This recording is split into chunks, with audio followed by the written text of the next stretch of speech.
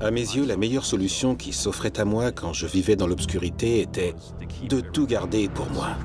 Car si personne n'était au courant, personne n'en souffrirait. Un jour, j'ai compris que j'étais totalement perdu et que j'avais besoin de me faire aider. Certains d'entre nous sont trop brisés pour être capables de penser en dehors d'eux-mêmes. Il faut qu'on finisse par se faire attraper, d'une manière ou d'une autre. C'est une bénédiction à la fois belle et terrifiante. C'était comme m'abandonner à une drogue. Je ressentais cet incroyable sentiment de culpabilité et de honte qui s'y rattachait, mais en même temps, je me sentais planer. Je suis intimement persuadé que j'ai vraiment quelque chose qui cloche. J'ai toujours eu le sentiment que Dieu était légèrement écœuré par moi. Savoir qu'il m'aimait ne m'aidait pas vraiment, parce qu'au bout du compte, il allait quand même finir par me juger. Quoi que je fasse pour faire bonne figure ou paraître bien, pour faire ou dire ce qu'il fallait, la honte était toujours là pour me rappeler que j'étais mauvais.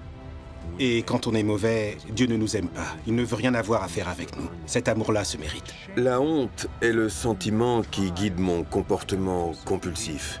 J'en étais pourtant esclave. C'est là que ça a fait tilt. La luxure, c'est un désir devenu fou. Tous les hommes et les femmes sont concupiscents. Jusqu'à ce qu'un jour, nous comprenions que c'est une addiction qui va finir par nous tuer.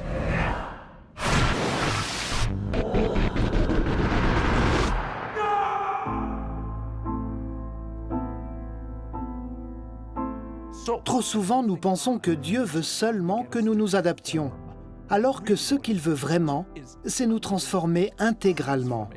Si seulement nous pouvions pénétrer la profondeur de son amour, nos existences en seraient profondément transformées.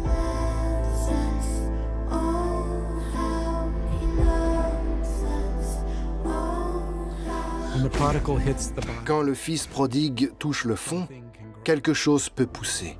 Rien n'est vraiment mort si Dieu y insuffle la vie.